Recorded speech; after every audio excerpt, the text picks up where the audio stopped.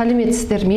Инклюзивті білім беру жағдайында болашақ мектепке дейінгі ұйым педагогтерін кәсіби қызметке даярлау тақырыбындағы ғылыми жоба аясында инклюзивті білім беру курсын жалғастырамыз. 7-ші дәрісіміздің тақырыбы инклюзивті білім беру жүйесіндегі педагог, әдістемелік жұмысты ұйымдастыру және педагогикалық қызметті басқару деп аталынады. Екі сұрақ қарастырамыз. Инклюзивті білім беру жүйесіндегі педагогтың әдістемелік қызметі, педагогикалық қызмет формалары. Инклюзивті білім беру ерекше танымдық қажеттіліктер мен жеке мүмкіндіктердің әртүрлілігін ескере отырып, барлық білім алушылар үшін білімге тең қолжетімділікті қамтамасыз ету болып табылады. Мектепке дейінгі инклюзивті білім беру жүйесіндегі педагогтың әдістемелік қызметінің мақсаты балалар дамуына, әлеуметтік бейімделуіне және олардың ата-аналарының өмір сүру сапасын жақсартуға көмектесу болып табылады. Педагог балалардың ерекше білім беру қажеттіліктерін ескере отырып, міндетті ережелерді орындауға дайын болуы керек. Инклюзивті балабақшаны басқарудың негізгі принципі білім беру процесіне қатысушылардың бірлесіп шешім қабылдау принципі және оның орындалуына жауапкершілік болып табылынады. Осы қағида негізінде инклюзивті процесті басқару құрылымдары келесідей анықталады. Бірінші, мектепке дейінгі білім беру мекемесінің ғылыми әдістемелік кеңесі, мектепке дейінгі білім беру мекемесінің психологиялық, медициналық, педагогикалық консилиумы, үшіншіден, инклюзивті топтың педагогикалық ұжымы, төртінші ол ата-аналар комитеті болып табылынады. Мектепке дейінгі білім беру мекемесінің командалық басқару нысаны стратегиялық және жедел міндеттерді шешетін ғылыми әдістемелік кеңес болып табылады. Ғылыми әдістемелік кеңес мектепке дейінгі білім беру мекемесінде инклюзивті практиканы дамыту тұжырымдамасын, даму бағдарламасын және жылдық жоспарды әзірлейді. Мектепке дейінгі білім берудің жаңа технологияларын әзірлеу бағыттары мен енгізу жоспарын айқындайды.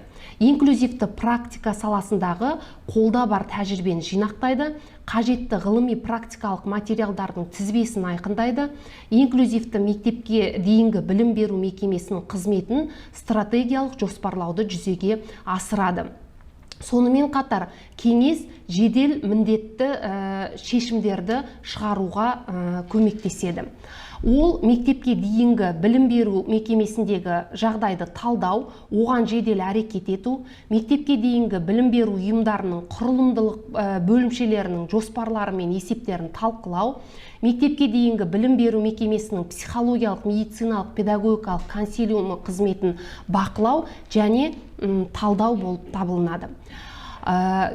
Психологиялық, медициналық, педагогикалық консилиум баланың даму динамикасына психологиялық, педагогикалық бағалау жүргізу және жеке білім беру бағытын іске асырудың тетіктері мен нақты тәсілдерін айқындау үшін атап айтқанда жеке білім беру бағдарламасын әзірлеу, балаға көмектесуде таңдалған әдістер мен технологиялардың нәтижелілігін бағалау үшін құрылады. Және оны мектепке дейінгі білім беру мекемесіне бейімделуін қарастырады. Инклюзивті топтың педагогикалық ұжымына тәрбиешілер, логопед мұғалім, дефектолог педагог, педагог-психолог, тьютор, әлеуметтік педагог, қосымша білім беру педагогтері кіреді. Бұл ұжымның жұмысының мақсаты балалар мен ересектер қауымдастығын әлеуметтік модель ретінде ұйымдастыру, онда әр адам басқа адамға ресурс болып табылады. Инклюзивті практика білім беру бағдарламасын іске асыру процесінде де келесі қызметтерді жүзеге асырады.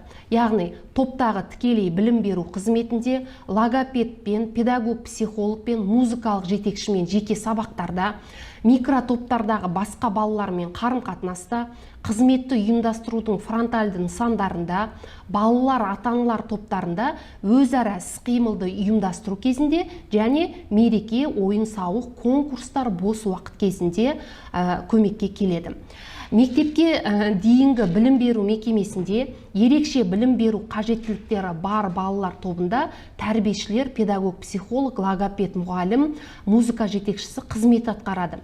Ерекше білім беру қажеттіліктері бар баланың білім беру қажеттіліктерін зерттеу жоспары келесі іс-шараларды қамтиды: медициналық қорытындыны зерттеу, ата-аналармен әңгімелесу, дене дамуын тексеру, психикалық дамуын зерттеу болып табылады.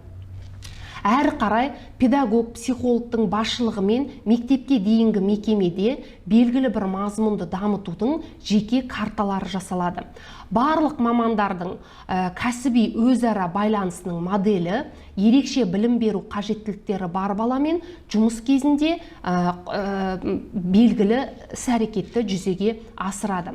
Мәселен, педагог, психолог педагогтардың өзара іс-қимылын ұйымдастырады, баланың жеке дамуының түзету бағдарламаларын әзірлейді, балалармен психопрофилактикалық және психодиагностикалық жұмыс жүргізеді, тәуекел тобына кіретін балалармен арнайы түзету жұмыстарын ұйымдастырады, мектепке дейінгі ұйым педагогтерінің психологиялық құзыреттілік деңгейін арттырады, ата-аналармен кеңес беру жұмыстарын жүргізеді. Логопед балалардың жеке даму жоспарларын жасайды, сөйлеу деңгейін анықтайды, жеке сабақтар өткізеді. Педагог қызметкерлер мен ата-аналарға түзету дамыту жұмыстарының логопедиялық әдістері мен технологияларын қолдану туралы кеңес береді. Келесі, музыка жетекшісі балаларды музыкалық және эстетикалық тәрбиелеуді жүзеге асырады. Сабаққа материал таңдау кезінде балалардың психологиялық, физикалық және сөйлеу дамуын ескереді. Сабақтарда музыкалық терапия элементтерін қолданады. Келесі, тәрбиеші кіші топтар бойынша және жеке өнімді қызмет түрлері бойынша сабақтар өткізеді.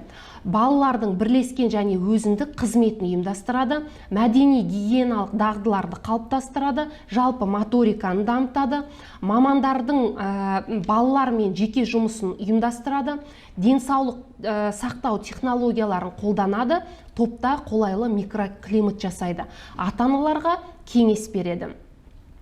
Жалпы ерекше білім беру қажеттіліктері бар балалардың мүмкіндіктеріне сәйкес оқыту әдістері мен түзету дамыту технологиялары анықталады. Жұмысты жоспарлау кезінде ең қолжетімді әдістерді қолдану маңызды болып табылады. Назарларыңызға рахмет, сау болыңыздар.